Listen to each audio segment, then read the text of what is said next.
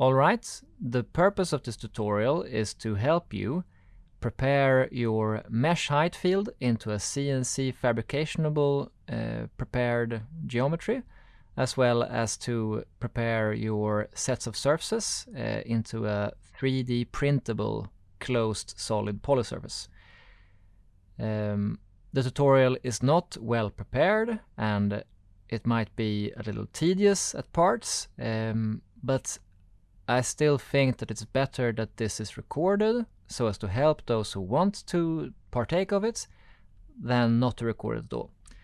Alright, so the first thing that we can do is that if we imagine that this is the output of the previous assignment, then we can save this as a new file. And this was my starting point here, but I will name this CAM, or have a suffix as CAM. It's CAM, that's computer aided machining. And that is what we do for both the CNC and the 3D printing. Okay, so now saving it as a separate copy, we know that if we lose something here or delete something here that we don't need for the CAM or the CNC and the 3D printing, we still can go back to the previous file if we need that deleted geometry.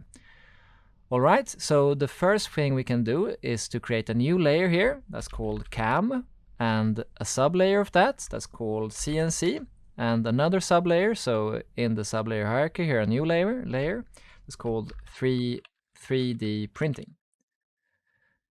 Alright, and we can actually, I know that with these surfaces in separate layers with separate colors, we get this nice color scheme, but we want to make it into one closed solid polysurface, and thus we need to have it as a one object, and one object can only be assigned to one layer. So we can immediately get away with the colors and join everything together. So in the 3D printing layer, we can add a sublayer that's called like input, perfect. And then we put everything here as input, change object layer with these surfaces selected. All right, and now we can hide it. We can hide the whole 3D printing layer here. Very good. We begin with the CNC preparations. And we can see here that we have some stray line here, and it's okay. We can simply delete this. If it was vital for anything for the previous assignments, you can go back to the previous file that you had before. This is a separately saved file. Alright, with the mesh height field here, it's actually quite simple to prepare it for CNC. We can create a new sublayer here, so input, and we can actually have everything here. So selecting from left to right, it creates an inclusive or an exclusive or a selection window that only selects anything that is completely selected by the window. So if we do it like that, it will not be. From the right to left, it is including everything that is at even some part included, like that. Both are fine. All right, let's change that to the input there. Very good. And to make this as easy for me to then in a later stage prepare all of the individual student CNC files, it's best if you do like this. These sets of lines we can delete actually. Alright, so we only have, if we select everything here, we can see we only have one mesh. That is the mesh height field that you previously created. Alright, we can, with that selected, type BoundingBox. The BoundingBox command is one of those commands that I as a CNC operator use the most. It simply states here the dimensions and as well creates a BoundingBox geometry. Very good. We can select everything here. And then, since this is situated in this way, with the y positive in that direction and the x positive in that direction, we want to move this so that it fits into this square. It does not need to fit into these bounds, of course, but that its origin should be at the origin. So with the bounding box here, we have a border point here or a corner point here. So if we type M and space or enter, we can, with O-snap enabled, if O-snap is enabled and end point is here, we have an end point here. We click that, and now we can simply type 0. And 0, 0, 0 is equal to 0. Both are signifiers of the origin. So let's press enter, and either we can scroll out and scroll in, or we can simply, when the geometry has changed positions, we can simply type ZS. That is a shortcut for zoom to selected. Space or enter to confirm, and now we are zoomed to the objects that we moved. Alright, and now we know that this is situated right here in the corner. And then we can do like this. We can select both of these again, both the mesh height field and the bounding box. And then we want to move, let's see here now so that I say things correctly. We want to make sure, and I want to, like initially stated, the preparations for this tutorial are not completely uttömmande, like exhaustion, like so final scale of these models might change before the second week in January. This is still in November. What I wanted to say is that what I now show in terms of the exact amount that we move this up in the Z axis, it might change, but the logic will still be the same. Very good. Now it is positioned here with the bottom on the floor, so to say, or at a Z origin. We want to make sure that this point, the top of surface, is situated, I think that James said 40 millimeters. So I will do that. So I will move this, move M space to confirm. If I type V and space, it is locked in the Z axis, in the vertical axis. Now we can take this here and we can press 0. So now the top surface is actually at the origin, but that makes it really easy to, in a succeeding command here, M to move, V space to constrain the movement in the Z axis, and then we can move it exactly 40 millimeters seems a little excessive. Now, looking at this. But then again, this might change for the final tutorial, or not for the final tutorial, but for the final assignment. I will stay with 40 millimeters now. Okay, enter. And now we can actually delete the bounding box. So select it there and delete it. And now we know that the top surface of this is situated 40 millimeters above the floor or the Z origin. This makes it easy when assembling all of the, like, up to 100 individual pieces, so that all are positioned vertically so that the surface is on top. If someone has deeper geometry, of course, not deeper than, let's say, 35 millimeters here, so that there's at least 5 millimeters bottom margin.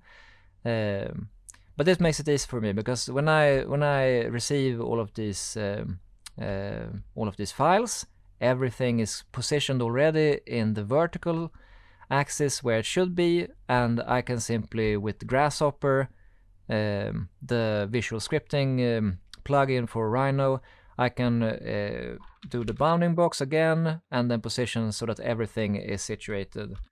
I will showcase like this. So it's like this. And depending on the material that we choose, it might be in a different way organized or layout, but like this. And then if we type in SelectionFilter here, you enable these sets of selection filters, and it's really usable. I'm using it like very frequently. So like here where we have mesh height fields and bounding boxes, I can simply right click on, I think it's a polysurface. We can check with the polysurface. Yes, it's a polysurface. So we can right click on the polysurface here, and now it only selects polysurfaces. And I can click delete, and voila, we have it here. I press right click on it again to enable everything. If you single click, you toggle it. Alright, so it might look something like this, but with greater variation. Alright, now we can delete those because that was only an example. Alright, so for the CNC preparations, like this is perfect. We can make it another layer called output, and now the output here was not so dissimilar. It was not that different other than moving it here. Very good. This gives me a great start to assemble all of these different surfaces or mesh height fields. Very good. Now we can toggle the visibility of the CNC sublayer here. Very good. That's already prepared. Or actually, we could. I can toggle the visibility again, and just to make sure that the exporting also is showcased here. So now we have it here in the output layer. We can click on it, select it. We can go to File, Export Selected, and let's see here if we go to there. And there, and there, and there, and we make a new folder called Exported. Very good. And one thing that is really important here is that I only have Rhino 6, so if you're using Rhino 7, be sure to save it as a Rhino 6 file or an earlier file. I usually only do to like what do you call it, like history, experience, not just to make it as compatible with the next program that I'm going to use, Fusion 360. I always export it as a Rhino 5 model. All right, so this can be called assignment, and this is the CNC. Yeah, and I'm probably, and of course to be able to what do you call it? So to make sure that not all of these up to 100 files are named the same way. Enter your name, like first name, initial, or like full, something. All right, I can save this. Very good. Now that is exported here, and this is the file that you yeah, I think maybe emailing, or it would be best to use the KTA server. If you don't know how to use that, I can enter Chrome here really quick and go to home.ug.kth.se and enter your credentials, your login credentials. And then let's see here in the student resources, in the courses, in the architecture, and here let's see here, yeah, there is a representation 3 there. I don't know which one should be used. I can just temporarily here create a new folder that's called representation year 2 CNC, or perhaps it's better with CAM actually, because the 3D can be here as well. Okay. Now there's a folder called representation year 2 CAM, and in here we can make another folder called CNC and another folder called 3D printing. Very good. And in the CNC subfolder we can then upload that file, and you do it simply by clicking and dragging it. Very good. Upload it here. Very good, because then I very easily can just download all up to 100 in one go instead of going through 100 separate emails or so. Very good. Okay, that was the whole workflow for preparing this on your part. Very good. Now we continue to the 3D printing, and it's a longer segment, depending of course how the geometry that you created in the previous assignment was created. All right, let's toggle the visibility of this. And we previously moved all of the surfaces here into one single layer input. That was why we lost the carefully chosen colors of the previous assignment. But the 3D printer only prints in one single material, one single filament, so you will not have this diversity in colors anyway. It will be printed as one solid manifold polysurface object. And speaking of that, that is the main problem here, because if we select this, We have a varying types of objects here. We have 50 curves, we have 75 surfaces, and 1 polysurface.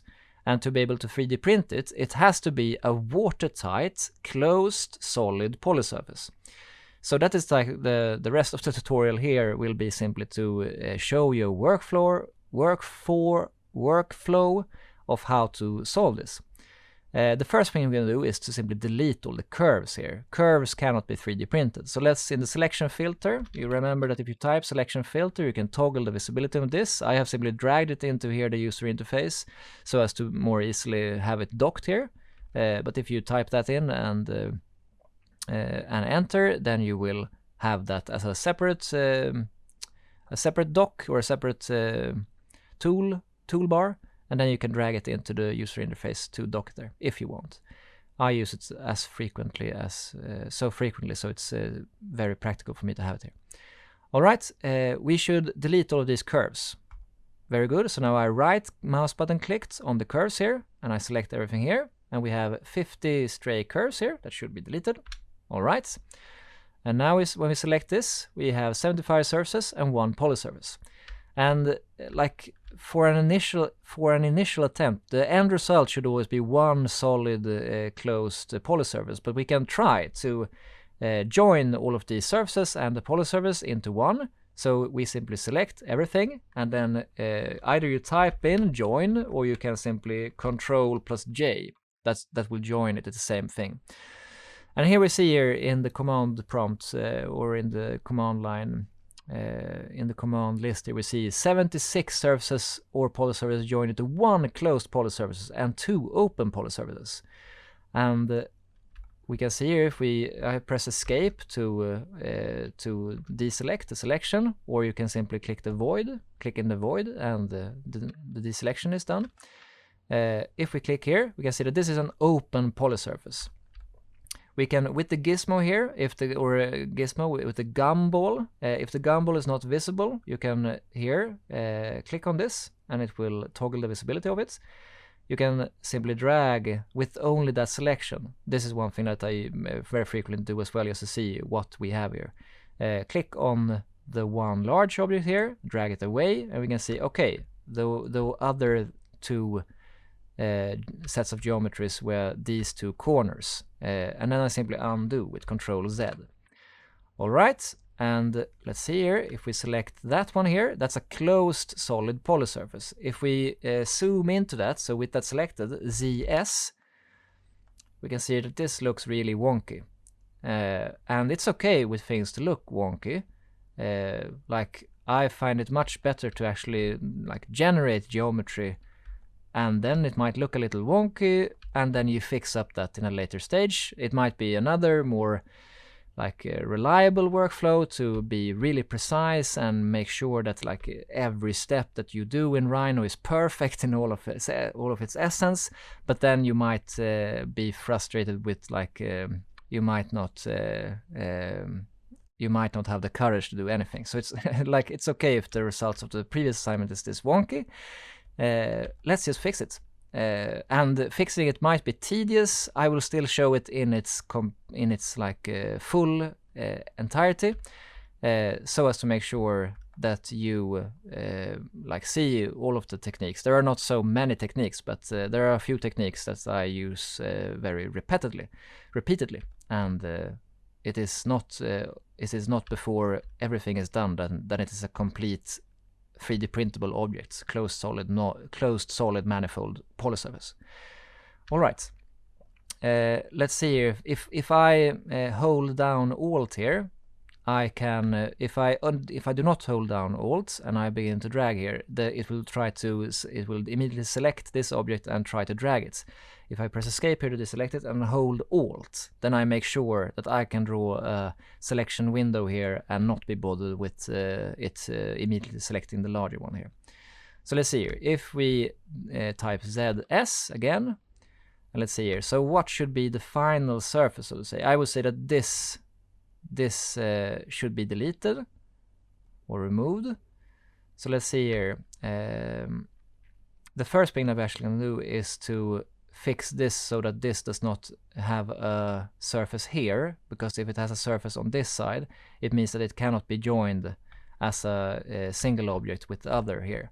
So we can, first by dragging the gumball an imprecise amount, just to see here, and here down in the left corner here, I hope you see the mouse cursor here, you can see how much you drag it. And then I see that, okay, we can drag it 2 millimeters out. So now, sorry, if I can do it again here. If I drag it out and imprecise, I can see what approximately we are moving it here. So around 2 millimeters in a negative y-axis. I let go of that, and then I immediately undo it. And then I click the gumball y-axis icon here.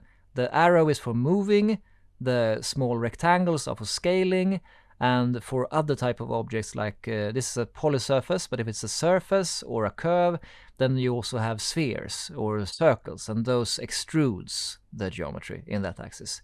But now we only need to temporarily move it out so that we can better see it. So we can click this and type in -2, so -2 millimeters. And now we can then at a later stage we can move it exactly 2 millimeters back, and then we know that it is precisely where we had it. Now I undo that with Ctrl Z. Alright, so the first thing we can do is to extract this surface and make sure that it is not part of this geometry. This should not be a closed solid polysurface, because this should be able to be joined with the other here. So the command, you can do it several ways. You can either type explode, which extracts all of the surfaces individually. Now we have 4 different surfaces here. 1, 2, 3, 4.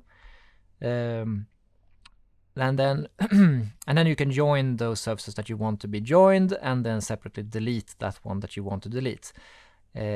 This was the previous workflow that I used, but I have found later that I undid that with Ctrl Z.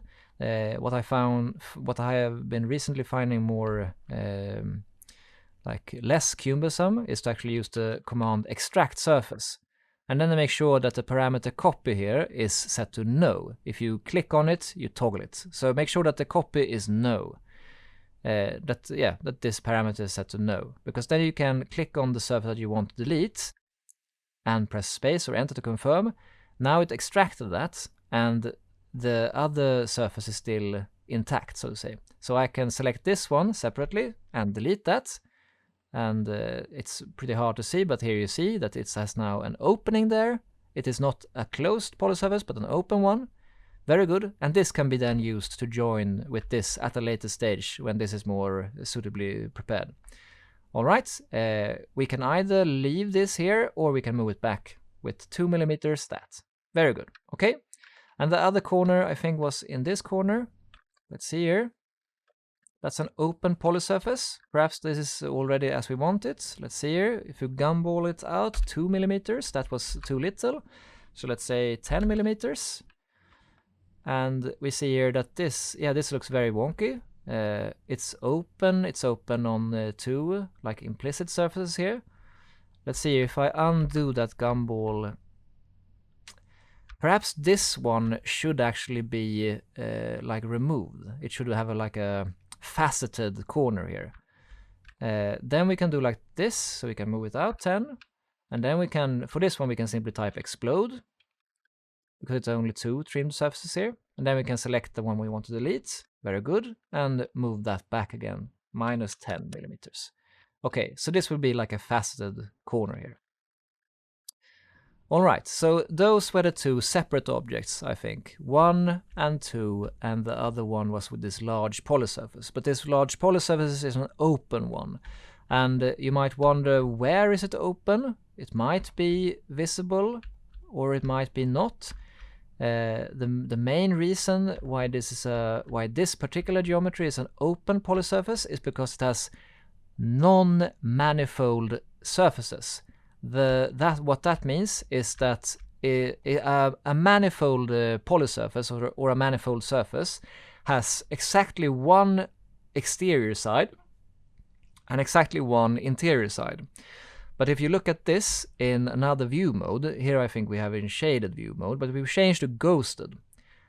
And it might not be very visible, but you see that this surface here, it continues. So it has an outside here. On the other side of it, it has an inside here. So it has an outside and inside, but it also continues on the inside of the objects. So it has one outside, one inside, a second inside, and a third inside, depending on how you evaluate this meeting here. This makes this geometry non-manifold and impossible to 3D print. It is actually not that hard to make it manifold, but as in this case, it might take very many repetitive instances of fixing it. To fix this certain surface here, to make it manifold, we can do the same thing as we previously did. Remember now that now we are in ghosted view mode, which makes it more visible to see what actually happens inside of other surfaces. So we can type in ExtractSrf and select this surface, and you see that it continues all the way here, but we want it to only be here, to have an exterior side and an interior side, and this part should be deleted. We can extract it like that, and now with this extracted, the rest of the object is still one object, one open polysurface, but this is separately extracted. With this extracted surface selected, we can, on Windows it's Control S, not Control S, that saves the project. Control Shift S, that's the short command for split, but you can also type in split. Then you split this extracted surface with the object. I can show that again. So select the extracted surface and type split or hold Control and Shift and S to enter the short command for it. And then now when you select the cutting objects, you select the polysurface. Very good. Space or enter to confirm. And now this is split into two pieces, one manifold surface and one non-manifold surface. So here I usually hold Control, and that makes any selection make it a deselection. So holding Control and clicking this deselects the clicked surface and kept the selection of the other surface, and that makes it very easy to now delete, either typing in delete or simply pressing the delete keyboard button. All right, very good, and that was actually that for that part. We could, there are like two alternative workflows. Either we do this separately, or we can join this after. So now we can join this again like that. And we can continue here with this here, because we see that there's the same thing here, that all of this, I guess, and here you see that we have a choice. Either we extract this surface and make the interior that one and the exterior that one, or we are more moderate with deletion, so to say, and only delete the interior here. We can stick to that logic that we delete what is inside as of now. So we can do the extract surface again, and then we select that one. Very good. And there is no nothing hindering you from selecting all of these at once. But it might be easier to do it one at a time, so as to keep control over what you are doing. So I will do it one at a time here. Okay, so extract that one here. Make sure that it's copied now. Very good. And then split, Control Shift S here, and split it with the rest. And let's see here, this should be the one that we keep. So holding down Control and clicking, we deselect that part, and then we can delete that with delete. Very good. Extract surface, extract this one. This does not need to be split. It can be extracted and deleted immediately. Very good. Extract surface, that one. And let's see here, split with that one. Deselect, Control, clicking that one. Very good. And I think that with this, with this part done, I think that the logic is fully explained here. Selecting everything and Control J to join. We still, of course, have an open polysurface because our assignment is not complete. But if we do like this, now it's pretty clear where the non-manifold surfaces were, but you will probably come at a time or reach a point where okay, it says that it's an open polysurface and not a closed polysurface that we want, but I don't see where it is open. Where are the non-manifold surfaces?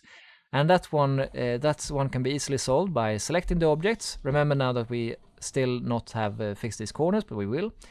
Select these objects, and then you type in ShowEdges. And by default, I think that the naked edges are like the presets, which is very good. If you do the non-manifold surfaces, we actually see that there are no non-manifold edges, but we have the naked edges, and it is the naked edges that we want to get rid of, that we want to fix here. And you see that this has been properly fixed. There are no naked edges here, but for all of the other parts here, with the same logic, there are still naked edges, which we will need to manually fix. And by using this ShowEdges command, you easily see like where you need to divert your attention to properly fix up the whole thing. All right, very good. But for these, it's pretty clear. So we'll simply continue with this. And if you find this part of the tutorial extra tedious and like have already figured out how to do, then of course you don't need to. You can entirely skip these parts, or like what we continue with here, or like skim through it as you wish. Okay, but I will still record it in its entirety. Very good. I can remove that one here, and then we continue here. So extract surface, extract that one, split it with this one, make sure to keep, control click that one, delete that one, extract surface, that one, delete that in its entirety, extract surface, and let's extract not that one, not that one. Let's see if we can select it here instead. Very good. Split it, control shift S, split it with that one, deselect the one we want to keep, and delete the one that is kept, that is the selection kept. All right, extract this one, not that one, not that one, this one. Very good. Split it with the rest and delete. Let's see here. Is that complete? I think so. Then we can join everything here. And now I see that I actually joined those corners as well. I see that. It's okay. It's a happy little mistake. We can deal with that later. All right. Let's extract these. That one.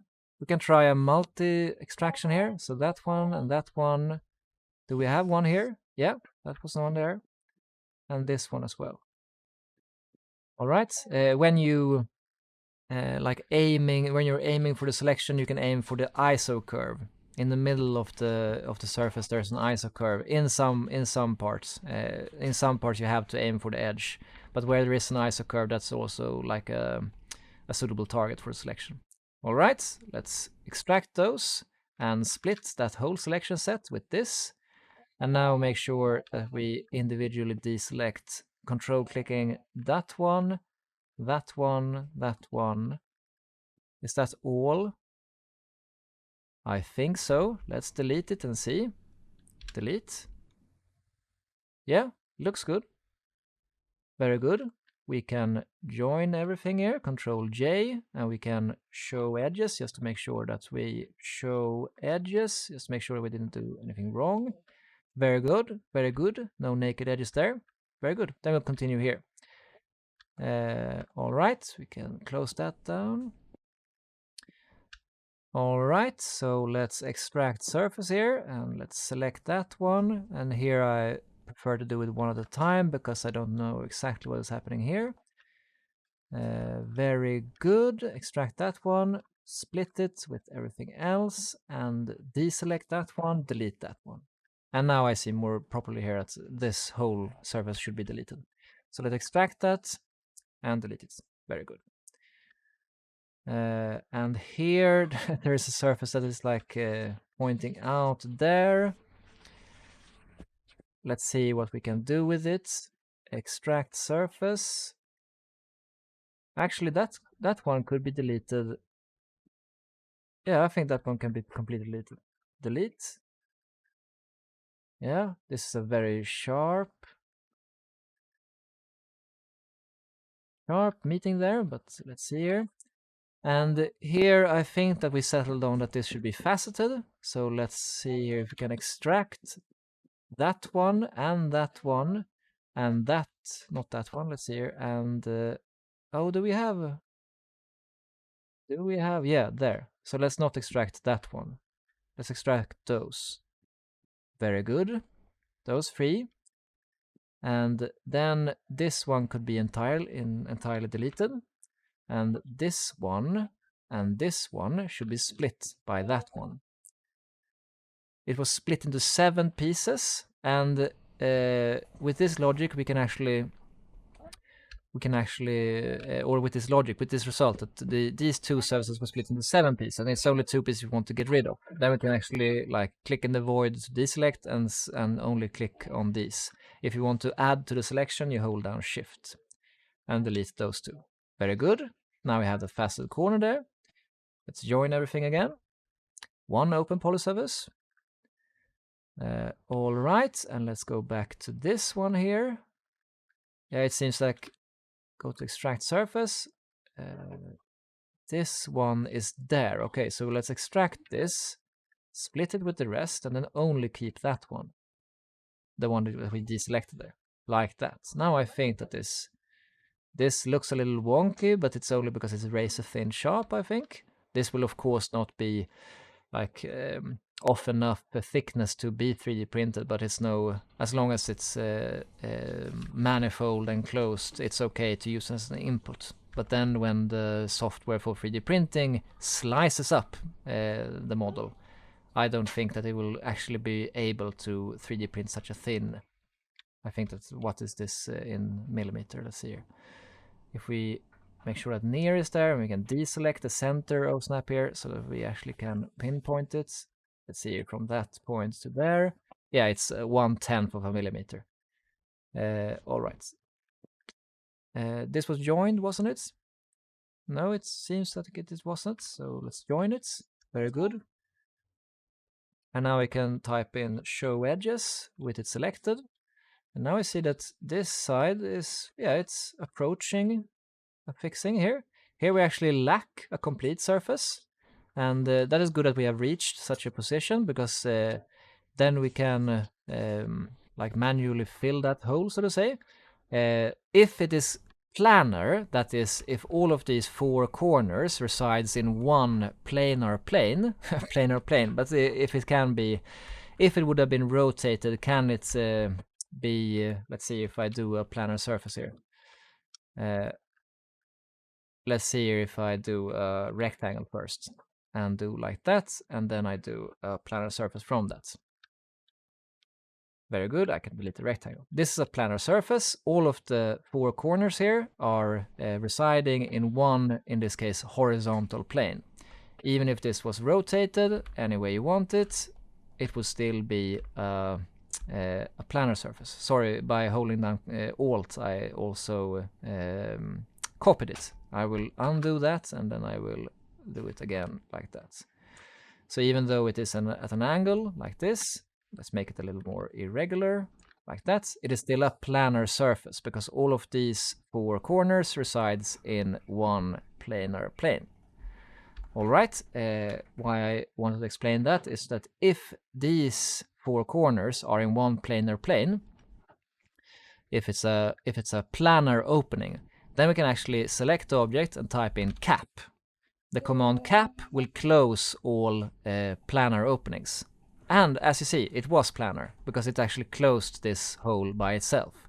If it would not have been planar, I undo this cap command, then you could type in SrfPt, surface from points, and then go around the corners here and click there on the end points, and now you have manually done the same. Yes, and it's the same thing as capping it here as joining those 2. Very good. Let's see here. If I show edges again, that one was fixed. Let's see here. Here we have some weirdness going on, but I think that we can simply delete. Yeah, exactly. We can do extract surface, extract that one. No, it was not simply deleting that. We should extract it, split it with the other one, And here we can actually select the one we want to delete, and Control A also selects everything, and then you can join. Very good. And now when we select it and show edges, we see that that was fixed, but we have a problem here, which we can solve. So it looks like the isocurves continue here, so I guess that is this and this surfaces, these surfaces. Okay, so extract those two. Extract those two. No, it's actually, those were already extracted, so it was not that. Let's see here. Escape cancels the command and extract again and select another. Yeah, exactly, it was this one. This surface. And is this entirely, is it inside? No, exactly here. It has an outside part here, so we don't want to delete it in its entirety. Let's see here if we split this. No, sorry, we didn't extract it yet. So we extract surface and extract it. Very good. And now we split it with the rest. And then we deselect this part and actually this part as well. Yes. And then we delete those two parts. So delete and Control A to select everything and join. Very good. And then we go and select and show edges. All right, that fixed that, but we still have the problem here. So let's do the same thing here, I guess. And then we extract surface. Let's see here. Where is that surface? That one, exactly. And that one could be deleted. So we can extract it and delete it. Very good. And was it here or was it, is it, now I can't remember where it was. So show edges. It's this one. Why is that naked? It seems as though it's connected there.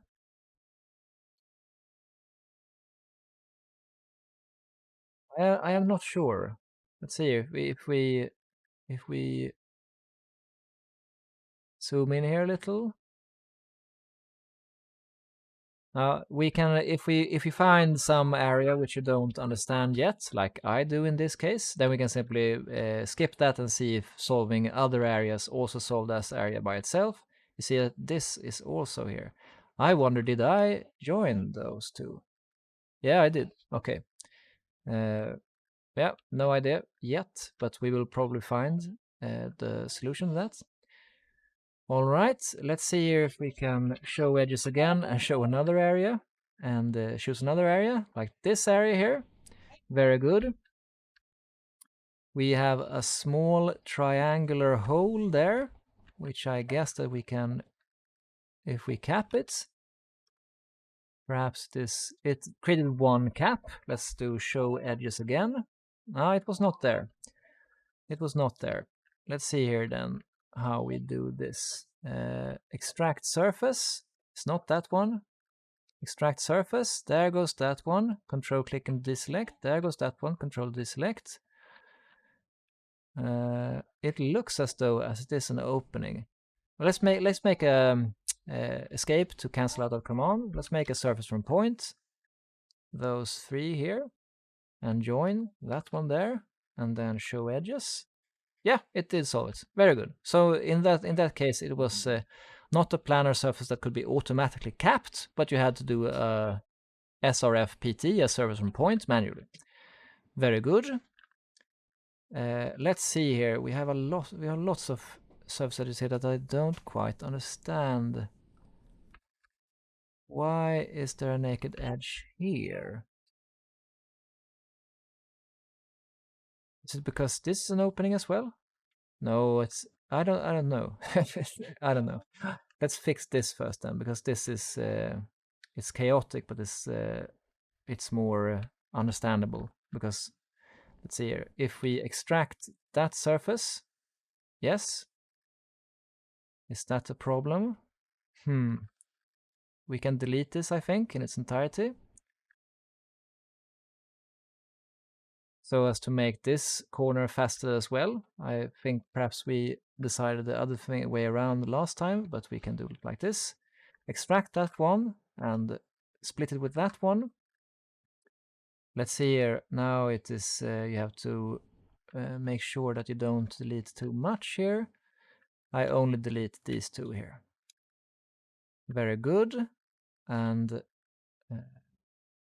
yeah, perhaps we can keep it like that. Okay, Control A to select everything, Control J and join it to one open polysurface. And let's see here. Okay, let's show edges.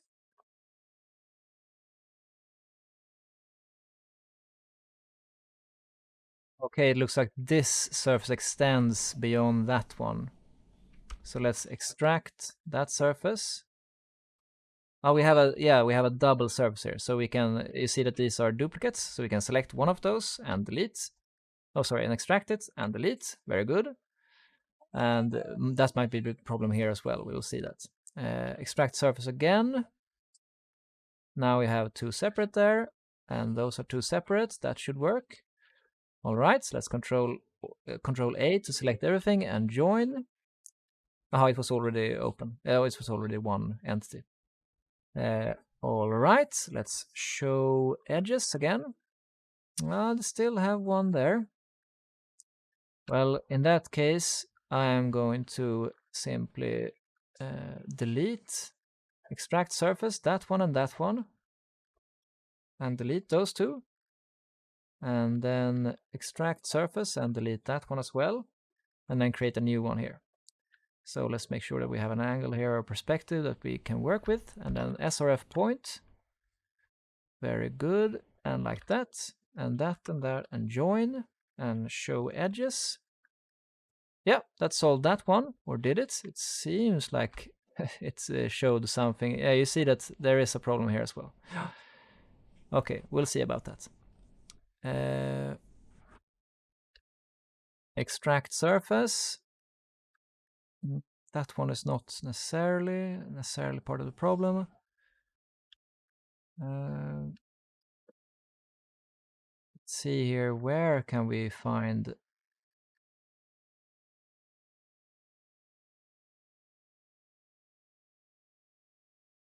We need to show edges again here, and yeah, now this was solved. You remember that we had a problem here. That is solved actually there. So let's see here if we can solve this problem instead. All right, this one I think that we can. Let's see here if we can extract that one. What surfaces do we have here? We have extract surface, we have that one, and then we have that one. That one is troublesome, I think. Yes, that one we can split. Okay, so extract surface and that one, and then with that extracted we can split it with the rest, and then we can keep that part and delete those. Yes, it must be like that. And that makes me wonder, yeah, that looks good. Okay. All right, and join here. And let's see if we show edges. Yeah, that's still naked. Let's see here. Yeah, but I see, it seems like we have a surface in here. That had eluded me, but now I see it clearly. Okay, very good. So let's extract this one. I see that this might be a very large part of the problem. Let's extract those two. Those two are entirely inside, so those we can extract and delete. Perhaps that was what was the problem up here as well. We'll see about that. Okay, this should still be one open polysurface, but we can try to select all and join. Now we show edges, and we have a problem there, and we still have problems here, and here as well. Right, let's see here where the problem can be. We see all the problematic edges, but it's the issue is finding. Is everything else solved here? Yeah, it's only these like very cumbersome, troublesome corner here. Let's see here, but it can it be because we have two surfaces here? Let's see if we can extract surface. Here we have one.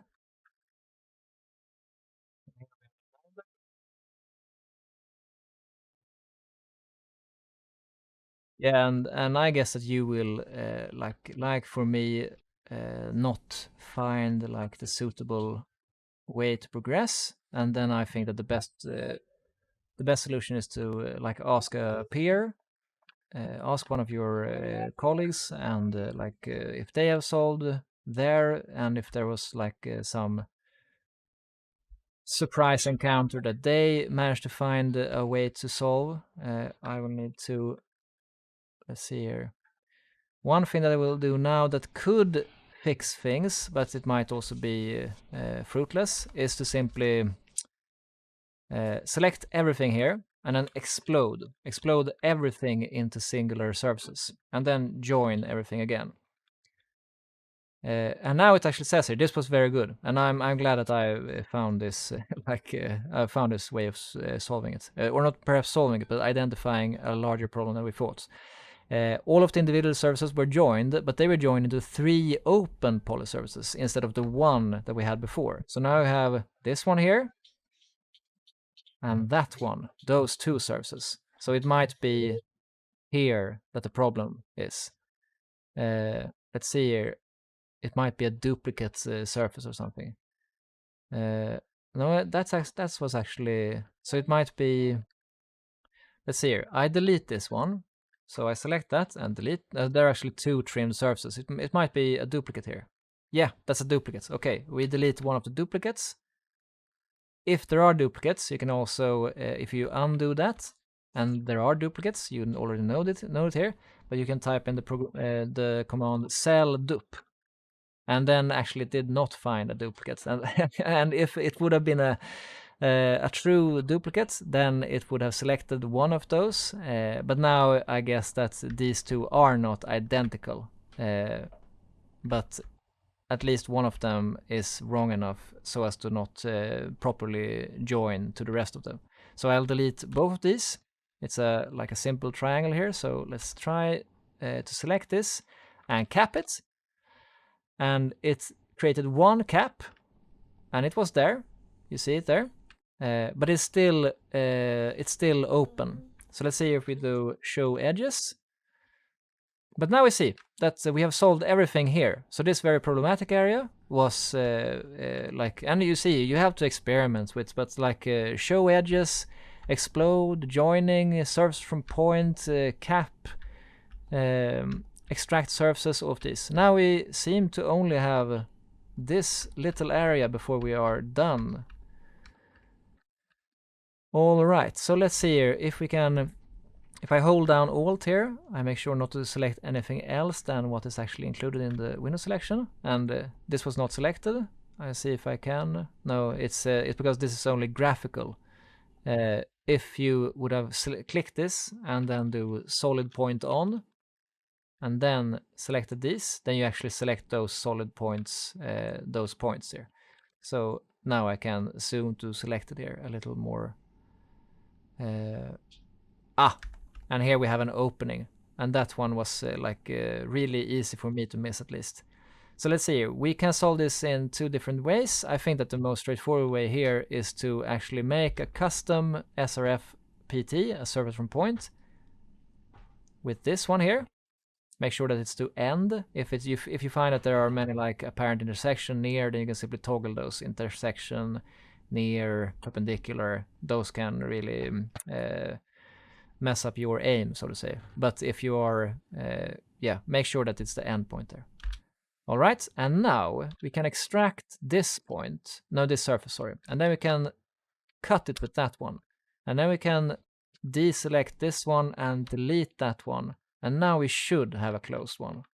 So let's see here, select everything, join. It's a closed solid polysurface. Wow. And as you see, this is no like small feat, or this is no small assignments, but it is very, very, very, very important that the geometry that you send to Henrik, or perhaps relayed through me, but that it is closed solid polysurface, because if it's not closed, then it will not be even able to be 3D printed. So yeah, the time that you saw here fixing up this geometry, making sure that there are no naked edges, no non-manifold surfaces, it is well worth it because that's the binary difference between being able to 3D print it or not. Alright, we can change to shaded here so as not to see inside of it anymore because we don't need to see inside of it anymore. Alright, very, very good. We can, for the 3D printing layer here, we can have another layer called perhaps it can be called fixed, or it can be called closed, or it can be called like ready, or like anything else. I will do with fixed. I'll change the object layer to this, and then I will actually make I can so as to make the logic clear, I can make another layer first, and then it's rotated, because the 3D printer it prints from a surface bed. Let's see here, planar surface. It prints from a surface bed, and if this would have been printed like this, let's see if we can approximately position it like that, then it would have a very, very not a small, it would be tiny, it would be like non-existent tiny. The area that the 3D print attaches to the surface bed would be very, very small, and that would make almost make sure that the 3D print would not go as planned, because when it gets further up in height, it would not perhaps fall over, but it would be less accurately positioned as it could. And since the 3D printer works with such tight accuracies, even a small deviation could mess up the result.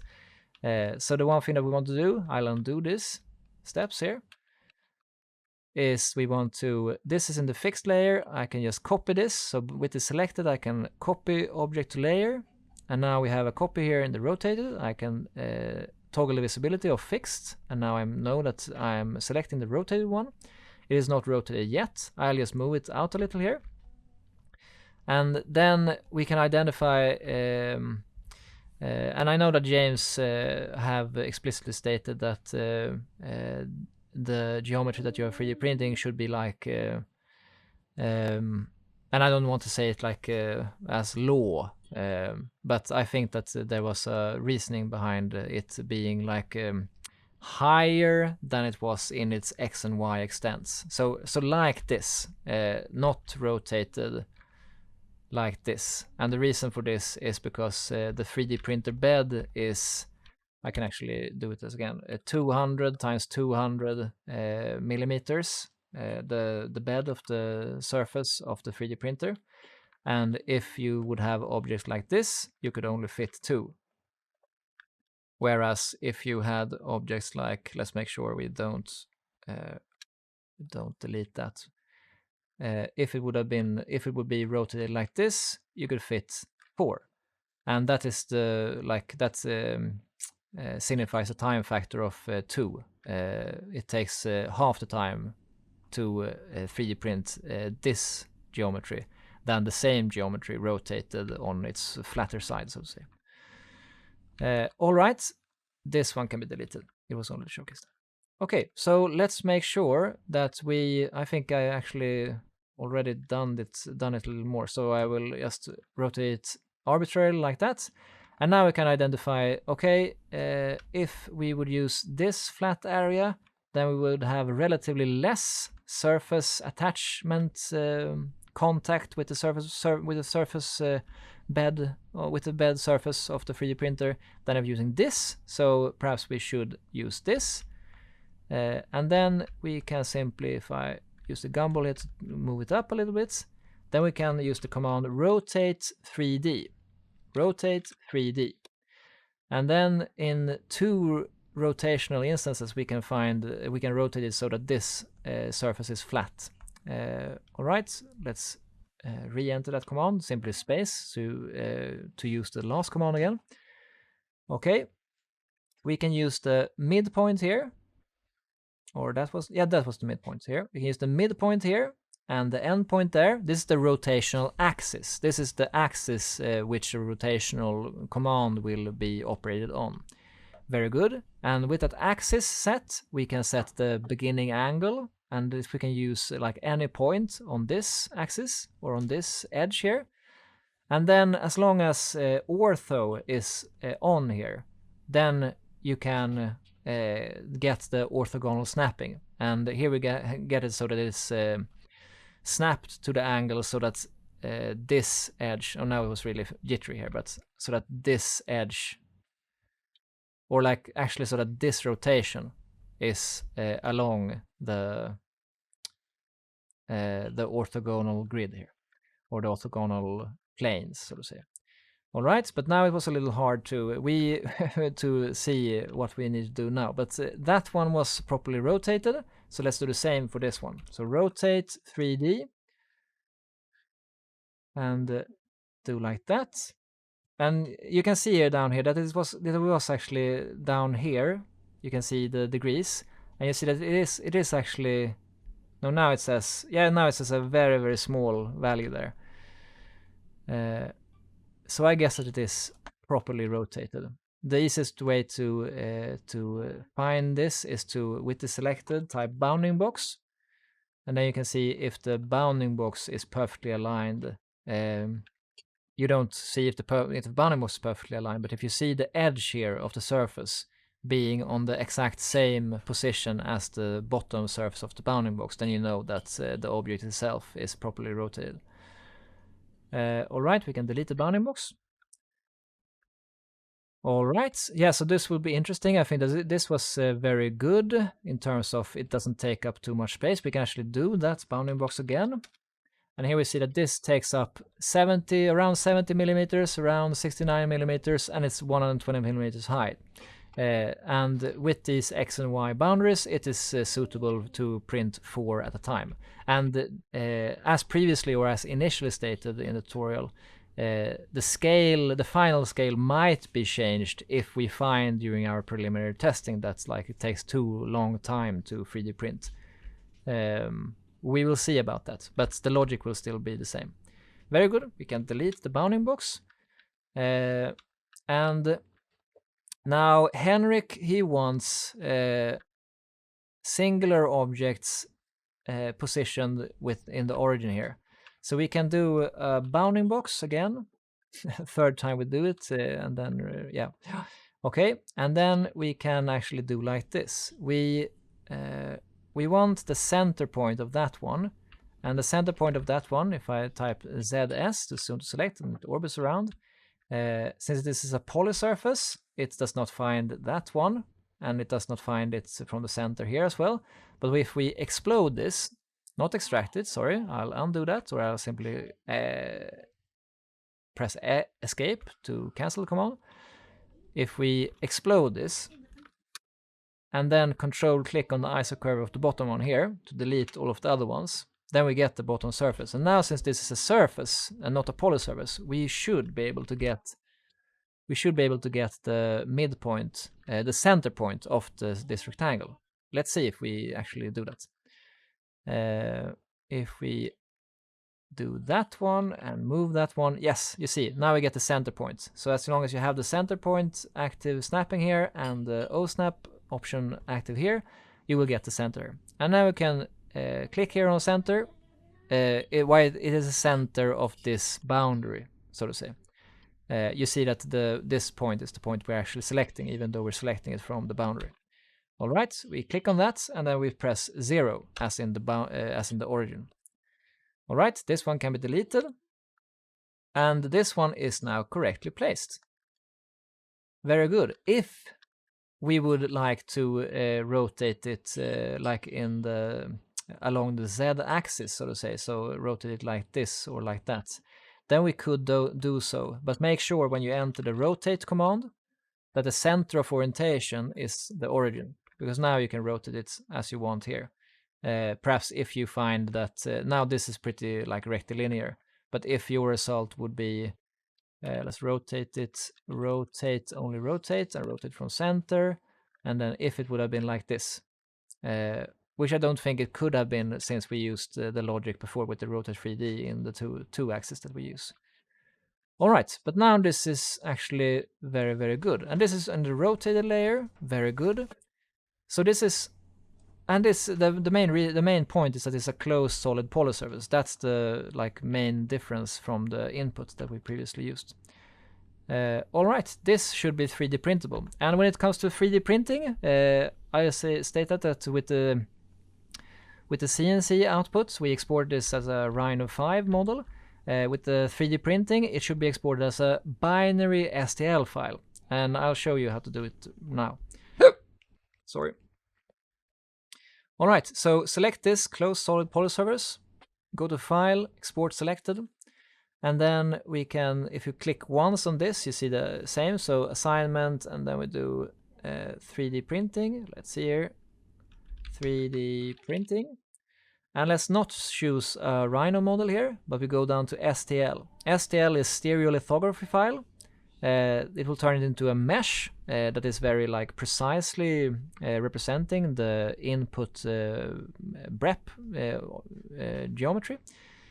And either we click options now, or we will be prompted with the options when we press save here. Very good. And for the polygon mesh detail options, with these type of surfaces, it usually like any if you press simple controls here. Yeah, actually I think simple controls should be, it's not adamant, but it's recommended with the STL mesh export that you use this actually. And then the millimeters here, it could be 0.1 millimeters, it could be 0.05. This is the, as stated here, the maximum distance between the original surface or solid and the polygon mesh created for the STL file. And I think that's 0.05 or 0.1, either is good. We can do 0.05 here. If you press preview, you see a preview of the mesh. Like usually it doesn't, like you don't see how it looks, or like you can see that the silhouette is kept as it is. But the preview option here is like a little silly. You can press OK now. Alright, make sure to export it as binary and OK. And now it is exported here in that directory. And we can, since we did it before, we can go to exported, and here we have that, and we go up to the cam here, we go to the 3D printing, and we go to the 3D printing, and we drag that there, and we go upload. Alright, so now everything is there as well. Very, very good. I think that was it. Like, of course, like if the final scale is changed, you will have to respect that. But James and Ulrika will have, they will have stated what is given, so to say. Yes. If you want to, this is a little overcourse, so to say, but if you want to fine-tune the meshing, not during exporting, but like in a previous step or in a before step, then you can do it now. So like mesh, if you type in mesh with it selected, and then you can, with either this complex options or the simple options, you can preview, and you can press OK. If you type in cell last, it will select the last, the most recently generated object, so to say. And then you can move it a little to the side, and now you can properly see, okay, this is the mesh, and this is the BREP, so to say. Every BREP object in a shaded or rendered view mode has an implicit preview mesh already generated for it. If you want to extract that, you can select it and extract render mesh, I think. Yes, select last. So here you can see that this BREP is represented by these lines and these isocurves, these edges and these isocurves, but what you actually see in terms of surfaces, in terms of like these reflections from the shaded workspace, it is actually this mesh without its explicit edges here. So if you change, and you see that the default render mesh is less complex than what can be generated if you make an explicit mesh export or mesh command, so to say.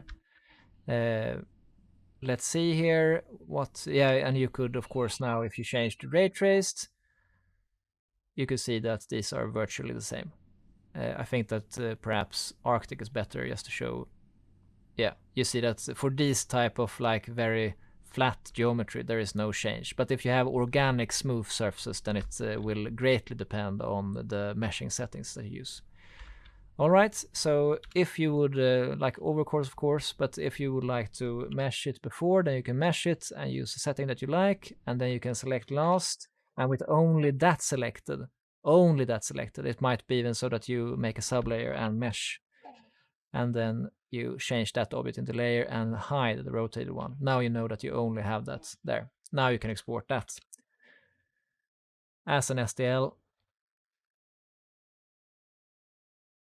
And now you see that you don't get the mesh preview, the mesh settings, because you have already explicitly meshed it. All right, binary, very good. All right, end of tutorial. I understand if like things are not clear. I understand if some parts of your particular assignment might be very frustrating. I hope that you, with this tutorial, find a little, like some workflows that can help you. All right, thank you.